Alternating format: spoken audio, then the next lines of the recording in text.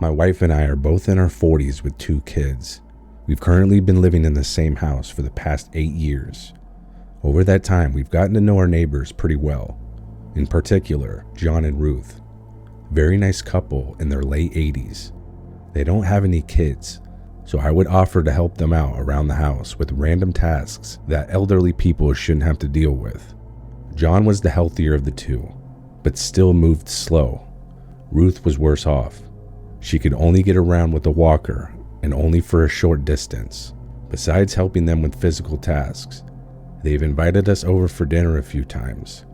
We really got to know each other. Our relationship wasn't just me helping them clean gutters and all that, which I wouldn't mind if it was, but you could say we've become friends. On July 17th of last summer, there was a guy working on John's backyard. Extensive work that I wouldn't be equipped for. The guy wasn't driving a company truck, but rather a typical beat-up Ford, and the guy was just working by himself. I didn't pay much attention to it until there was a knock at my door. I opened the door and it was the guy working on John's lawn. Before I could say anything, he tries to sell me on his lawn services. Goes on to tell me about the blackberry bushes in my yard that he could get rid of. I have a no solicitation sign on my house, but as politely as I could, I said no thank you. He looked visibly upset with me when I told him that. Once he walked away, I realized how off this guy seemed. He was fidgeting the entire time and spoke incoherently. I also noticed all the tattoos on his forearms. They weren't normal looking tattoos. They all seemed kind of sloppy and slightly faded. The same type of tattoos my uncle had from in prison. You don't need to be an expert to tell the difference between the two. When John walked outside to get his mail, I ran out to ask him how he knows the guy. He tells me he met him yesterday at a Home Depot. They got to talking and they agreed on a price to work on his backyard. I told John about the vibe I got from him. I didn't want to press the issue. I just wanted to let him know. He thanked me for my concern and told me he'd keep an eye on him. That's also exactly what I did. I kept a watch on him as the day passed. John and Ruth are 2 people in their 80s and have no way to fight back if anything happened. I wasn't going to ignore my intuition. When the sun set, I saw from my window John pay the guy, and he got in his truck and left. Everything seemed on the up and up at this point, until later that night, I got in my car to make a late night snack run to the Minute Mart for my kids. It was 11:30, and on my way back on a street that was perpendicular to ours, I saw the same Ford truck of the yard guy. I'm guessing he didn't live there. I had never seen the truck before until today. My alarm bells were going off in my head. I quickly got home to see if there was anything unusual going on. I walked in the house and gave the kids their snacks, looked over at John's property. Immediately, I noticed something out of place. Directly facing me is a window to an office in their house on the first floor, and the screen to the window had been taken off and the window was open. It was dark in the house, but I could see someone with a flashlight inside looking around violently, ransacking the place. I waste no time. I dial 911 and explain what's happening. Once I give them all the information I could, despite what the dispatcher tells me, I hang up and grab my revolver. I can't stand by and only wait and hope something bad doesn't happen. I had to go help them. There's no way of knowing how long the police are going to take. I head over to the house, gun in hand. Walk up to the window. I notice the lock is busted off. The house is so old it wasn't surprising. I hear rummaging coming from the living room. I quietly start climbing through the window. Once I'm in, I look out through the door of the office, and sure enough, there was the same guy that was at my front porch earlier that day. Now he's robbing John and Ruth's home, a house I'm sure he chose because they were easy targets. He didn't seem to have a weapon on him. I figured this was my opportunity. I busted out of the office and pointed my revolver at him. I told him the cops are already on their way and to get on the ground until they get here. I'll be honest, I had no idea what I would do if he didn't comply, but thank God he did. I really didn't want to shoot him. I'm not even sure if I had a right to. While he was on the ground, I pulled out my cell phone and hit redial. I updated law enforcement of the situation, so they knew I wasn't the bad guy. Just before the cops get there, John comes down the stairs and is in disbelief to what he's woken up to. We can see the flashing lights from outside. John opens the door for the officers, and the man was arrested. All the tension and stress all released at once. This was the craziest thing that ever happened to me. I never once thought about it. I just reacted. And I'm glad I did, because John and Ruth would have been at this man's mercy. It turns out he did have a long criminal past. He ended up taking a plea deal for 4 years. Not sure if that was enough, but at least he's off the streets.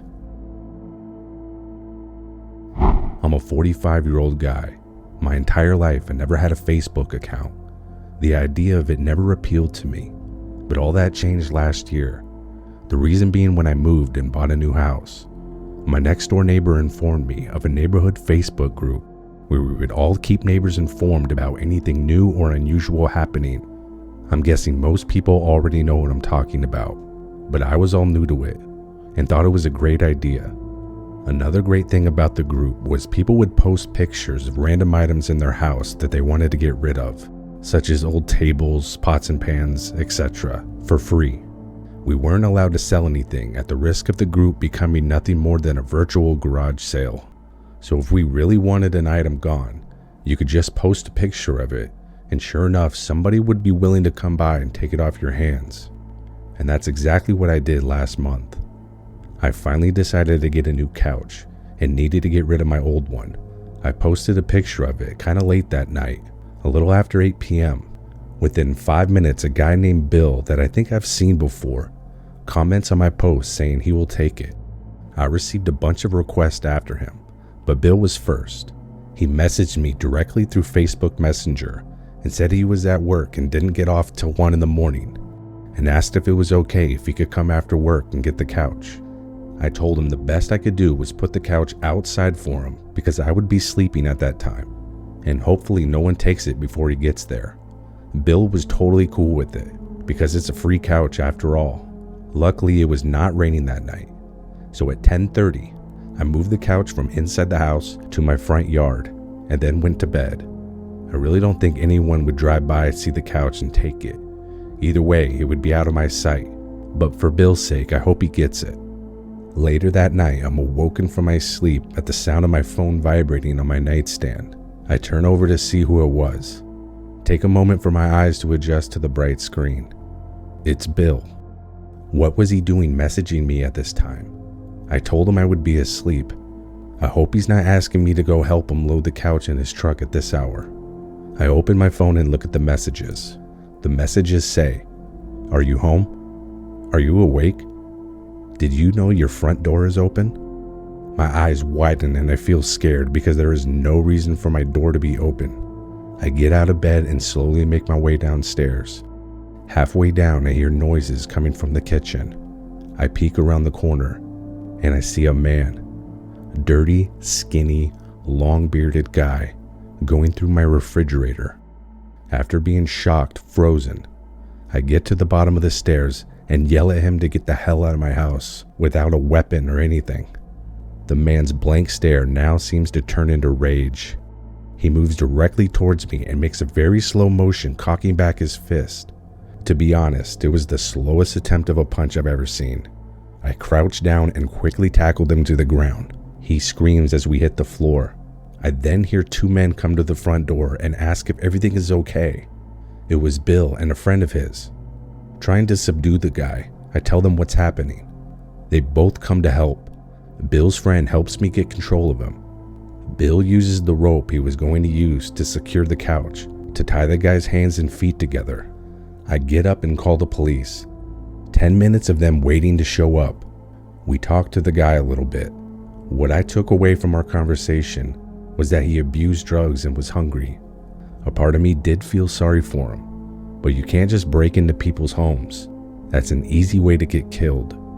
Once the cops took our statements and left, Bill, his friend, and I were talking and wondered how he got in the house so easily.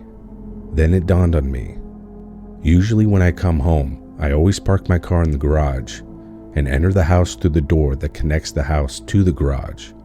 I never use the front door, but I did when moving the couch, and maybe because I'm not used to that, I didn't lock the door behind me.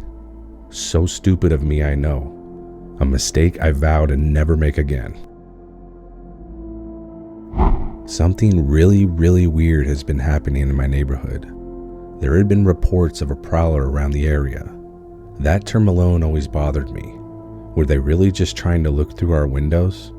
Or were they trying to find an entry point? Prowler seems like a slightly innocent term. To me, that's an intruder and needs to be dealt with as such. One night last year, I got up to pee in the middle of the night and for some reason wasn't able to go back to sleep. After an hour and a half of tossing and turning, I finally said screw it, I'll just get up. It was 5 a.m. and decided I'll get ready to go to the gym. I'm really not used to starting my day when it's still dark out.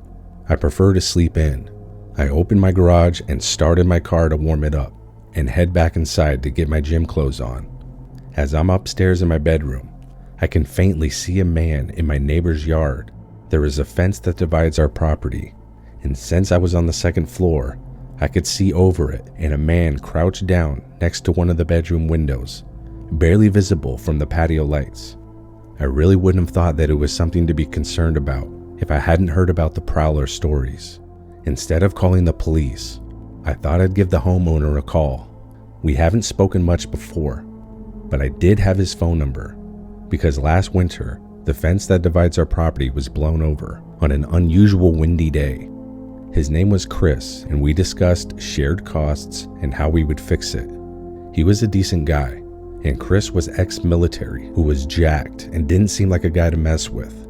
As I was calling him, I wondered if he would even answer, but he does, with a loud hello. Turns out he was already awake and was working out in his garage. Relieved I wasn't pissing him off by waking him up, I told him about the strange man on the side of his house, peeping through a window. As I continued to tell him what I was looking at, the call ends. He must have hung up. Before I could even call back, I see Chris coming from the front of the house with a baseball bat. I hear him yell something at the guy and then take a big swing at the guy's back. He screams in pain.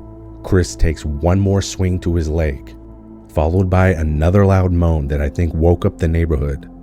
I ran out back to the fence. Chris has him in a full Nelson of some sort. He tells me to call the police because he's got his hands full, waiting for the police to arrive. Chris is yelling at the guy, telling him what a sick pervert he is. Turns out he was looking into the window of Chris's 16-year-old daughter. The guy didn't have much to say in defense. All he could do was scream in pain. When police arrived and handcuffed the guy, they also called for medical. Seemed Chris must have broken the guy's leg, and he couldn't stand up. Ambulance came and they took him away handcuffed to a stretcher. Chris thanked me a million times for being aware and alerting him. Like I said before, I don't like the term prowler. That's only what they are if you catch them before they do something else. He might have had plans of breaking into the house. I'm not sure what the guy was charged with or anything, but I bet he's not coming back to Chris's house again.